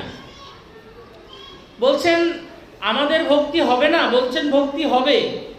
যতদিন আমরা চায়ের দোকানে বসে খাওয়া বন্ধ না করব, ততদিন আমাদের ভক্তি হবে না। চায়ের দোকানে খাওয়া বন্ধ না করলে কোনোদিন ভক্তি এ জন্মে কেন, কোনো জন্মেই হবে না। কোটি কোটি জন্ম চলে যাবে, তারপরও বন্ধ হবে না, ভক্তি হবেই না। কেন? চায়ের দোকানে খাওয়া বন্ধ করব না কেন? ওই চায়ের দোকানে যেই চামচ দিয়ে গোমাতার শরীর রান্না করা হয়েছে না, ওই চামচ দিয়েই তো তরকারিগুলো দিচ্ছে। ওই চামচে যেই কাপ থালাতে ওই গোমাতা হত্যাকারী ব্যক্তিরা খাচ্ছেন, সেই থালাতে তো আমিও খাচ্ছি। হলো কি না? তখন আমার মধ্যে সেই গোহত্যার অপরাধটা আসলো কি না? আমরা তো গোহত্যা করি না, সেই গোহত্যার অপরাধটা আসলো কি না? তাহলে আমাদের ভক্তি হবে কোথার থেকে? হবার কোনো চান্স নাই। আপনার ঘরে আপনি ডাল লবণ দিয়ে প্রসাদ পান, তাও ভালো, কিন্তু বাইরের খাবার বিষাক্ত আমাদের জন্য। বাইরের খাবার আমাদের জন্য বিষাক্ত। সেজন্য বলছেন যে দেখুন, নিরন্তর ভক্তির সাথে যুক্ত থাকতে হইবে, নিরন্তর। কেবল ভকতি সদ্ম বন্দময়ী সাবধান মতে। বলছেন সাবধানতার কেন কথা বলছেন? বলছেন সাবধানতার কথা বলছেন এই জন্য, আমরা যে গুরু সেবা করি, গুরু সেবায় কিছু বিধিনিষেধ রয়েছে। গুরু সেবা যে করব, গুরু সেবার কিছু বিধিনিষেধ যা আমরা জানিই না। কি কি বিধিনিষেধগুলো? বিধিনিষেধগুলো বলছেন যে কি শ্রীগুরু, প্রথম বলছেন শ্রী গুরুদেবের সেবার বিবিধ বিধিসমূহ, অর্থাৎ সেবার বিধি।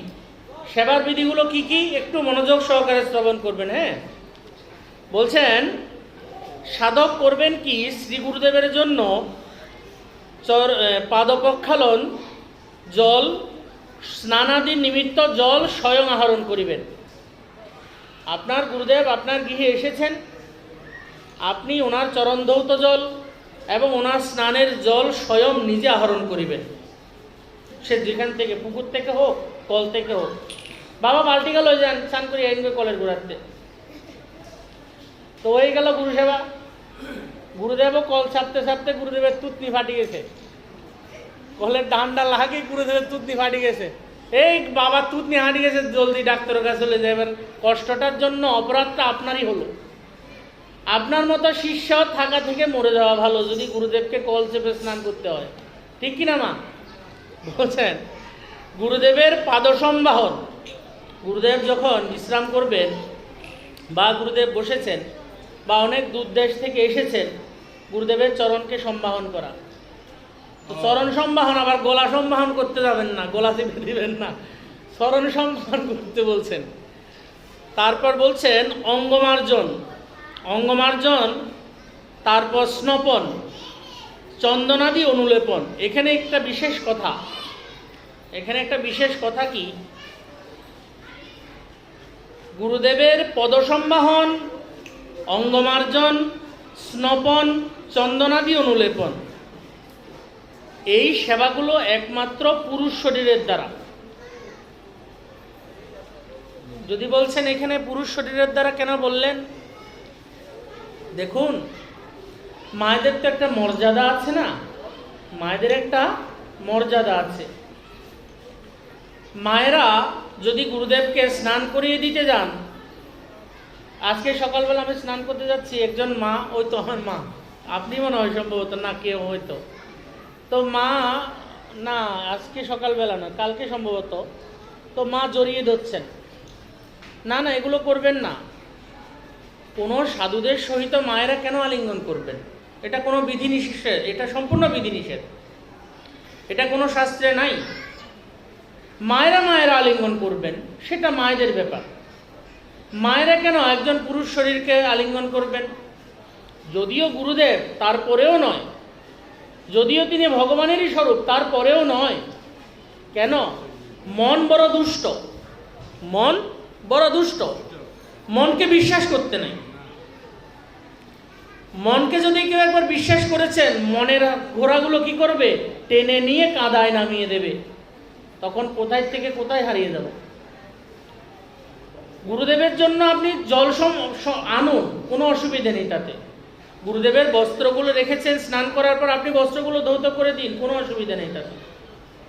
কিন্তু গুরুদেব বসেছেন, চরণ সম্বাহন করবেন, অনেক সময় মর্যাদা লঙ্ঘন হয়ে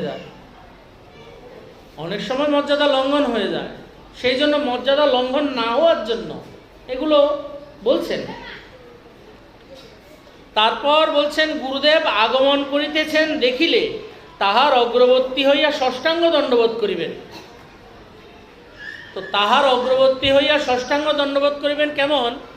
যেমন আপনি রাস্তা দিয়ে যাচ্ছেন, কোনো কারণে আপনার গুরুদেব যাচ্ছেন গাড়িতে করে, আপনি দেখেছেন, আপনি যদি দণ্ডবোধ প্রণাম না করেন, বলছেন আমি দণ্ডবোধ প্রণাম করবো, আমার হাতে তো বাজারের থলি।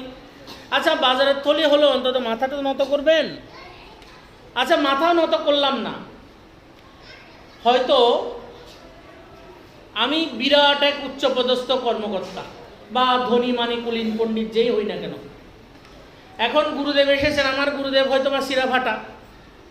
সাধুদের স্বভাবটা কি দেখবেন? পুঁদে দিয়ে কাপড় ছিঁড়া, পিঠে গেঞ্জিটা ছিঁড়া, এটা সাধুর স্বভাব। সাধুকে দেখলে বোঝা যাবে না। আমাদের ব্রজে গেলে সাধুদেরকে দেখলে নাকে হাত দিতে মনে করবেন, তাদের শরীর থেকে না চন্দনের রঙ্গগন্ধ আসছে।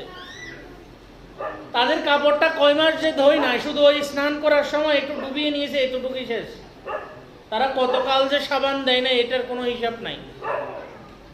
কিন্তু তাদের গায়ে ঘামের দুর্গন্ধ হয় না, চন্দনের সুগন্ধ হয়। কেন? তারা তো বিষয় ভোগ করেন না। যারা বিষয় ভোগ করেন তাদের গায়ে দুর্গন্ধ হয়, যারা বিষয় ভোগ করেন না তাদের গায়ে তো সুগন্ধই থাকে। তো বলছেন সেইখানে যে গুরুদেব যখন আপনি দণ্ডবোধ করবেন, যে এখন অনেক বড় একটা সভার মধ্যে আপনার গুরুদেব এসে দাঁড়িয়েছেন, এখন অনেক গণ্যমান্য ব্যক্তিরা আছে, এখন আপনি গুরুদেবকে বলেন কি দণ্ডবোধ করো, তখন আপনার অপরাধ হয়ে যাবে। কেন? গুরুদেবের কাছে শিষ্য সবসময় সেবা প্রাপ্তি হবেন তিনি। শিষ্য যত বড় সভার মধ্যেই থাকেন, যে অবস্থাতেই থাকেন, গুরুদেবকে দণ্ডবোধ করবেন, মাথা নত করে চরণে পড়ে। আপনি কোনো মন্দিরে গিয়েছেন, আপনার গুরুদেবের মন্দিরে গিয়েছেন আপনি গুরুদেবকে দর্শন করতে, গুরুদেব প্রকট থাকুক বা নাই থাকুক, আপনি আগে মন্দিরে গিয়ে ভগবানকে দণ্ডবোধ করবেন না, অপরাধ হয়ে যাবে। আগে গিয়ে গুরুদেবকে দণ্ডবোধ করবেন।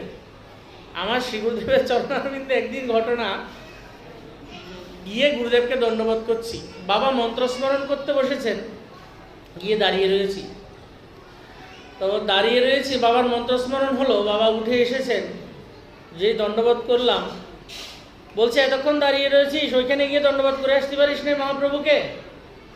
আমি বলছি বাবা, আমার মহাপ্রভু তো আপনি, আমার মহাপ্রভু তো আপনি।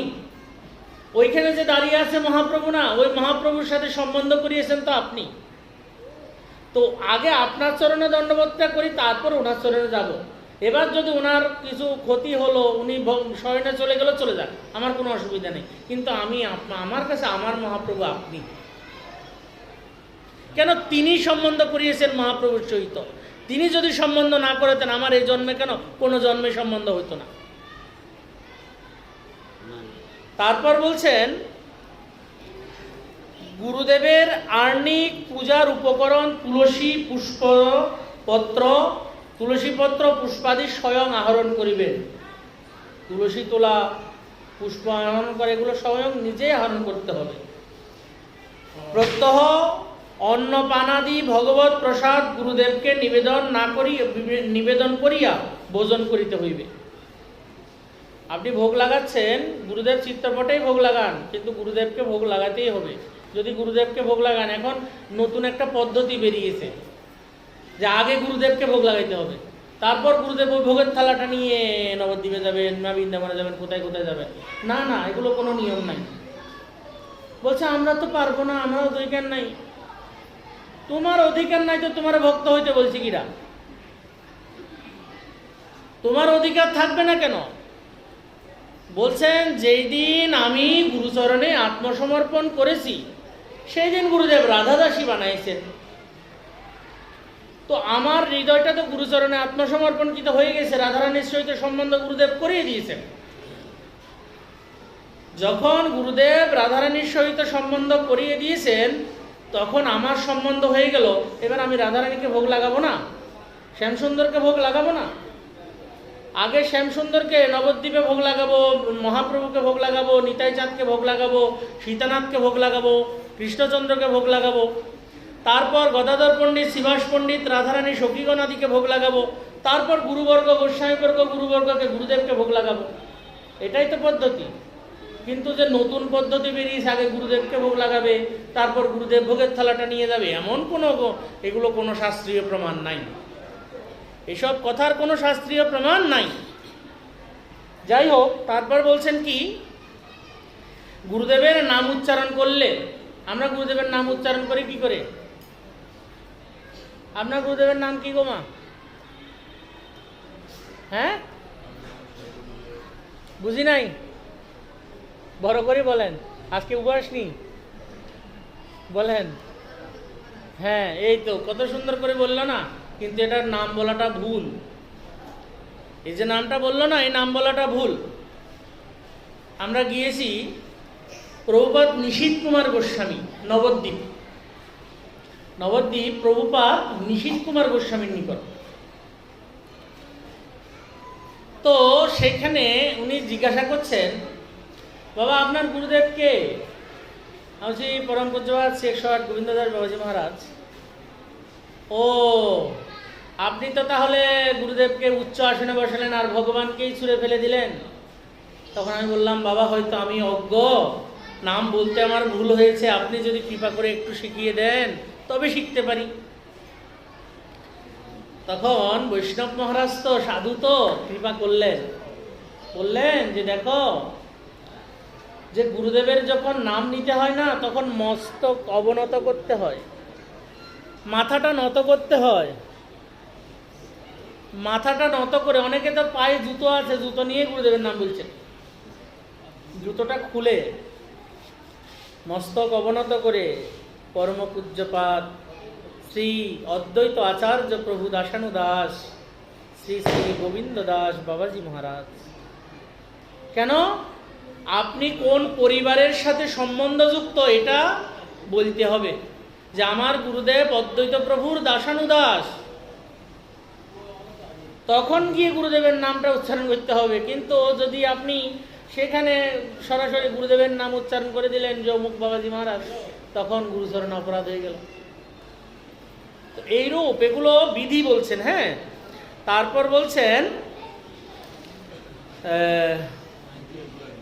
সরল প্রীতিময় এবং সিদ্ধান্তকরণে কায়িক বাচিক মানসিক চেষ্টা দ্বারা নিজ ধন দেহগেহ প্রাণাদি দ্বারা সর্বতভাবে শ্রীগুরুর সন্তোষ বিধান করিবেন। কি কি বলছেন? কায়িক কি বলছেন? কায়িক, বাচিক। কায়িক মানে শরীরের দ্বারা, বাচিক মানে বাক্যের দ্বারা, মানসিক মানে মনের দ্বারা, ধন, জন, দেহ, প্রাণাদি দ্বারা যদি গুরুদেবের সেবা করতে হয়, করতে হবে। নিয়ম কেন বলছেন? গুরুদেব আপনাকে ব্রজেশ্বরীর সহিত যখন সম্বন্ধ করিয়েছেন না, আপনার প্রত্যেকটা নিঃশ্বাসের মালিক গুরুদেব হয়ে গিয়েছেন। আপনি যদি মনে করেন আরে আমার প্রাণের মালিক আমি, আমার গুরুদেব না, তাইলে আপনি ঠকে যাবেন, কোনোদিন ভগবত চরণাদি বৃন্দে যেতে যাবে না। কিন্তু যেই দিন গুরুদেবের চরণে আত্মসমর্পণ সর্বতভাবে, যদি কোনো সাধক মনে করেন আমি গুরুদেবের চরণে সর্বতভাবে আত্মসমর্পণ, আমার আর পৃথিবীতে কেউ নাই, আমি একমাত্র যাকে জানি, যাকে ভালোবাসি, যে আমার প্রাণনাথ, যিনি বললে আমি আমার প্রাণ দিতে পিছু পা হটবো না। গুরুদেব যদি বলেন বাপু তোমার প্রাণটা আমাকে দাও, বাবা খুলে নেন, এখনই দিয়ে দিচ্ছি। গুরুদেবের জন্য প্রাণটা দিতে আমি পিছু পা হটবো না। তবে গিয়ে যথার্থ শিষ্য বলে কি বলা হবে। এখন যদি বলেন যে কি এরকম যদি হয়, তাহলে গুরুদেবদের তো সুবিধা, শিষ্যের তো কোটিপতি, শিষ্যের বাড়ি আছে কোটিপতি শিষ্য, রে তুই কাল্লা 50 লাখ কাটিয়ে দিস। এখন শিষ্যের থাকুক না থাকুক শিষ্যকে তো দিতে হবে, বাধ্যতামূলক। তখন বলছেন এখানে গুরুস্বরূপ লক্ষণে বলছেন গুরুসো হইয়ে, গুরুসো হইয়ে जो शिष्य से कुछ नहीं ले, गुरुसो होइए जो शिष्य से कुछ नहीं ले, शिष्य होइए जो गुरु को सब कुछ दे।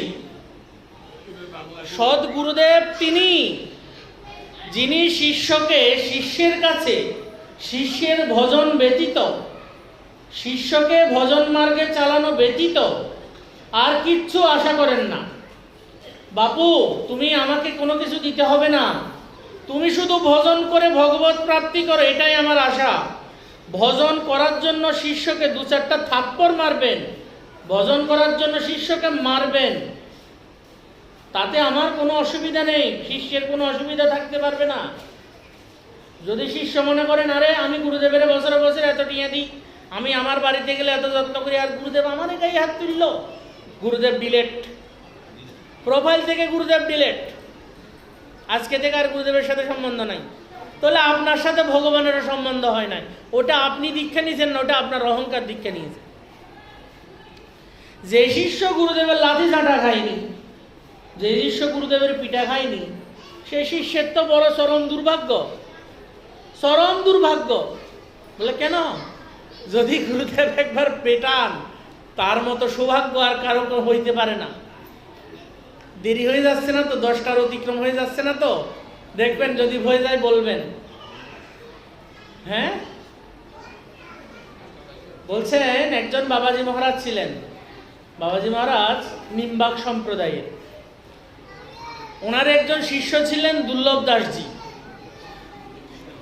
তো দুর্লভ দাসজি একদিন রন্ধন করছেন, এমন সময় কোনো লোক এসে উকি মেরে দেখেছে। গুরুদেব করেছেন কি, কুঠির থেকে বেরিয়ে সব কিছু ফেলে দিলেন, সব কিছু ফেলে দিয়ে দুর্লভ দাসজিকে খুব করে পেটালেন, এমন মার মারলেন মুখ দিয়ে ফেনা বেরিয়ে গেল, প্রাণ যায় যায় অবস্থা, প্রাণ যায় যায় অবস্থা। গুরুদেব একটা ডাক্তারের কাছেও নিয়ে গেলেন না, গুরুদেব কোনো কিছু বললেনও না, গিয়ে গুরুদেব আবার বসলেন, ভজন করতেছেন। কেমন দেখেন, আমরা হলে বলবো কি কত নিষ্ঠুর গুরুদেব, এমন করে কেউ হোলারে মারেনি। হ্যাঁ কিন্তু এমনভাবে মেরেছেন, মারার পর উনি বেহোশ হয়ে গেছেন। অনেকক্ষণ পরে যখন হুঁশ এসেছে, সারা শরীর ব্যথা, যন্ত্রণায় কাতরাচ্ছেন, শরীর ফেটে রক্ত পড়ছে। তিনি করলেন কি, ভেজা কাপড় দিয়ে শরীরটাকে মুছে হাত মুখ ধুয়ে আবার ভিক্ষায় গেলেন। ভিক্ষায় গিয়ে আবার ভিক্ষা করে এনে রন্ধন করে গুরুদেবকে ভোগ লাগিয়েছেন। এখন প্রত্যেক দিন গুরুদেব ওর জন্য একটা রুটি বাছাই রাখেন, প্রসাদ পেয়ে শিষ্যের জন্য একটা রুটি বাছাই রাখেন। এখন আজকে কি করেছে, একটা রুটিও বাছাই রাখেনি, সবগুলো খেয়ে গেছেন। শিষ্য কাঁদছেন, দুর্লভ দাসজি কাঁদছেন। দুর্লভ দাসজি যখন কাঁদছেন, গুরুদেব প্রশ্ন করছেন, কিরে কাঁদছিস কেন, খিদে কি বেশি লেগেছে নাকি? তখন দুর্লভ দাসজি গুরুদেবকে বলছেন, বাবা আমি কাঁদছি কেন জানেন? কেন? আমার মতো অধম, আমার মতো পাপিষ্ঠ জীবের জন্য আজকে আপনার সেবায় দেরি হয়ে গেল। আমার মতো পাপিষ্টের জন্য আপনার সেবায় দেরি হয়ে গেল। অন্যদিন আপনি যথাসময়ে ভোজন করেন, কিন্তু আজকে আপনাকে আমি যথাসময়ে ভোজন দিতে পারি নাই বাবা। আমার এই অপরাধ থেকে আমাকে কৃপা করে ক্ষমা করুন। আমি জানি না আমার কোন নরকে গতি হবে, আমি আজকে আপনাকে দুঃখ দিলাম। শিষ্যের এইরূপ দৈন্য বচনে গুরুদেব বলছেন, তুই কি চাস, তুই আমার কাছে কি চাস? বলছেন গুরুদেব, আমি আপনার কাছে যা চাই আপনি দেবেন। হ্যাঁ, আমি বলছি তুই আমার কাছে যা চাস, তোর সেবায় আমি প্রসন্ন। আমার কাছে তুই যা চাস তাই পাবি, ধন লাগবে ধন। শিষ্য হাসছেন, গুরুদেব আমাকে আপনি যদি দিতে চান, আমি আপনার কাছে কি চাই জানেন? কি চাস? আমি আপনার কাছে আপনাকেই চাই, আমি আর কিচ্ছু চাই না। আমি আপনার কাছে আপনাকেই চাই, আমার এই শরীরটা যেন আপনার সেবা ছাড়া কোনোদিন হয় না, এটাই চাই গুরুদেব, আমি আর কিচ্ছু চাই না। গুরুদেব প্রসন্ন হয়ে গেলেন। গুরুদেবের চোখ দিয়ে অশ্রু গড়িয়ে পড়ল। যা, আমাকে তো আমি তোকে দিলাম, তুই ব্রজের নিকুঞ্জে প্রবেশ করবি যখন চাইবি, যখন ইচ্ছে হবে। একদিন কুঠিয়ার বাইরে মার্জন করছেন, যখন লেপন করছেন, এমন সময় রাধারানী কিছু সখী সহিত এসেছেন। বলি, দুর্লভ দাস চলো।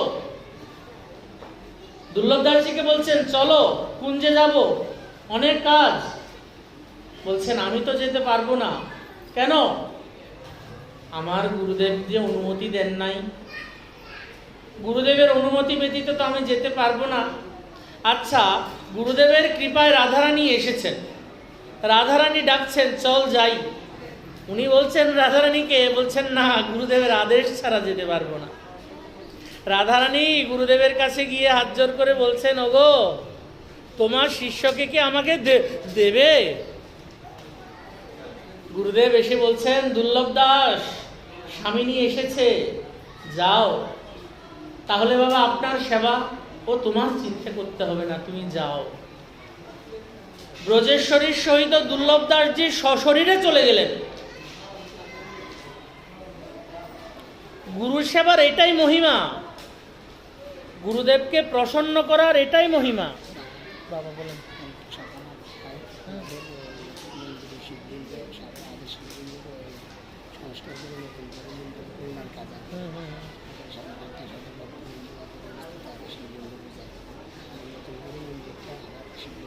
আচ্ছা, ঠিক আছে, হ্যাঁ বলুন। এই হচ্ছেন গুরুদেবের প্রতি নিষ্ঠা, এই হচ্ছেন গুরু ভক্তি। এমন অনেক অনেক মহিমা গুরু ভক্তি। গুরু ভক্তকে না দেবতারাও ভয় পায়, গুরুদেবের ভক্তকে দেবতারাও ভয় পায়, স্বয়ং ভগবানও ভয় পায় গুরু ভক্তকে। যিনি বিশ্ব ব্রহ্মাণ্ডের অধিপতি, যাকে দেখলে কাল পর্যন্ত থরথর কাঁপে, তাকে কিনা তিনি কিনা ওই গুরুদেবের ভক্তকে দেখলে ভয় পান।